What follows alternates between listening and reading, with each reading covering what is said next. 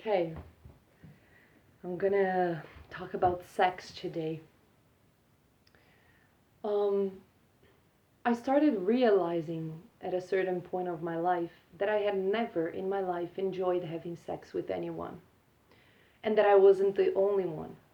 I felt like it was a piece of crap, really, a piece of shit. I was like, I don't enjoy this. I really don't enjoy this. There is no pleasure, there is no connection, there is no feeling, there is nothing. It's just a guy that is desperate not to shut down his mind, um, using my body and giving a total of zero fucks to who I am or to what I'm doing because there is no connection. And it's not bad men, it's really not. It's just men in general. And I was like, this sort of disconnection doesn't suit my soul. How do I find people who connect with the soul so that I can feel pleasure, so that I can enjoy it and release it? Because the guys were so blocked. They couldn't create the sacred foundation, for me to release and be the feminine that I was born to be. And so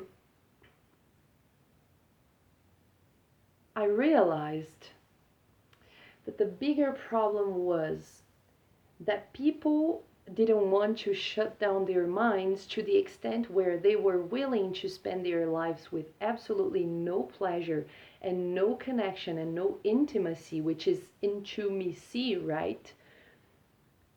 In order to hide who they were. I don't want to hide who I am. I started to see that there was a problem in each person's personal goals. My goal was to be able to do in real life everything that I would do if I was drunk, if I was drugged, when all the blockages fall and you do whatever it is that you want and then you put the blame on whatever substance you consumed. I didn't want to do that because I felt like, for me personally, that was a very cowardly type of life. That I was being a coward and I wasn't being honest about who I am, what I do, and what I want. I had this need inside me to be able and courageous enough to ask for what I want, to be who I was born to be, and to have the courage to say to someone very vulnerably, this is what I want, this is what I like, this is what I expect, or even what I don't expect, or I don't know how to do something, so please teach me. And so it started for me um, with the perception that when you are a little child, someone teaches you how to walk, someone teaches you how to eat, someone teaches you how to speak. And the person, like mirrors, right? Your mom and dad or whoever raised you, looking at you and speaking, and you trying to repeat that, you see? And walking, you see people walk and you understand that. But with sex is different for 1,000 reasons we know why, right? And so I started realizing that people were telling me, like, I know how to kiss, I know how to have sex, and I was like, damn, you must learn these things like you learned everything else, right? Watching someone else. So, okay, you're crossing the street and you see a couple in love kissing, you understand what the goal is. But if the person doesn't know how to surrender and how to give herself to the other person, the kiss that you're watching is mechanic. It's something that is not coming from the soul, is not something that is vulnerable or releasing something. You're seeing just a regular kiss. So, in a physical sense, you learn what it is. But in a spiritual sense, like of bigger connection and putting feelings into it, you're not sure you're seeing that. Because when you watch a movie, for example, those people are not in love. They're pretending. But the person that is walking in the street, she's not pretending, she's walking, you know what I mean? Maybe you need some sort of passion and some sort of deeper feeling to walk through. But for everything that relates to physically connecting to other people, for me, there was a necessity of having some sort of soul in it, intimacy in it. And I was like, how do people learn how to kiss and how to have sex? Well, sex they learn with porn. So before, women couldn't watch porn. Now women can watch porn.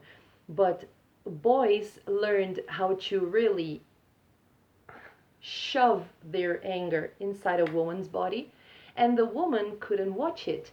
So we didn't even know what it was. And so when it came the time to have sex, you didn't even know what it was. And so it was a very traumatic experience when it was supposed to be a very joyful experience, in a sense of maybe the first time is going to be weird because you don't know how to do it yet, but you learn about it like walking. And so I was thinking, why is it such a taboo? Because if everybody does it and everybody incarnates this world through it, you are conceived through it. Why can't you ask openly? Like, why can't you arrive at your place or at your friend's place and ask her mom or her grandmother, how do I do this? How do I do that? Or why can't you be with your boyfriend or whatever person you're having sex with and say, I don't know how to do this that you're asking me to, but I really want to learn. Can you teach me? You see, why can't you learn? And I was like, how can people know what they're doing if nobody taught them? And if you think that sex is shoving your anger into someone else's body, and then people say women don't like sex, of course, because it's a rape. They're emulating a rape.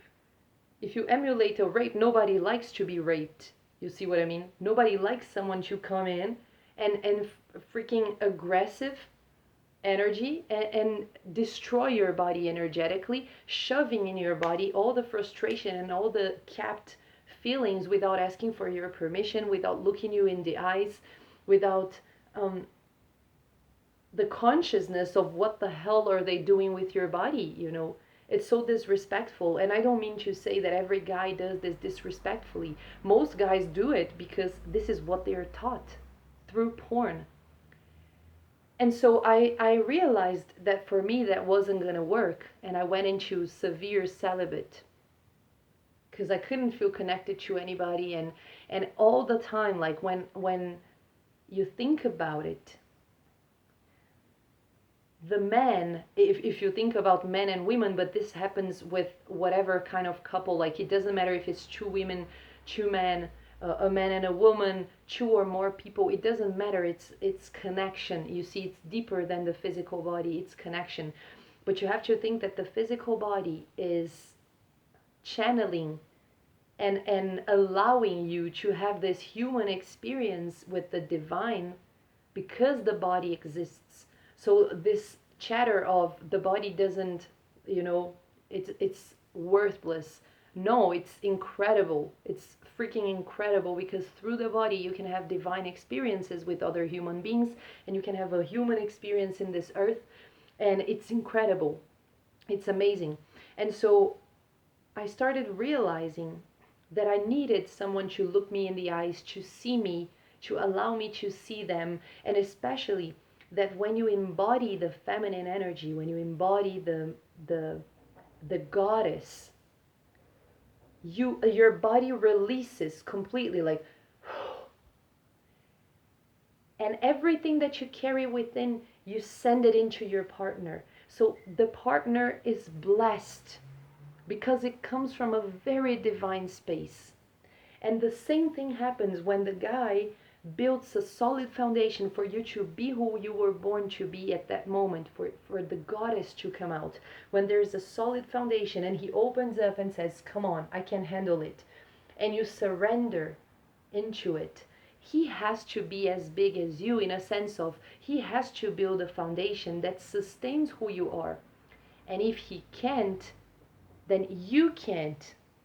Do you understand? It's co-creation, and it's so deep that it defies science, mathematics. Because when you're in the math class, what does the teacher teach you? 2 plus 2, right? 4. 1 plus 1, 2. And when you talk about sex, you talk about 2 becoming 1, energetically speaking. So it becomes less, let's put it that way, to become more. So first you make 2 become 1. Then you make this 1 explode in energy and become millions. So it's something that defies science itself, you know.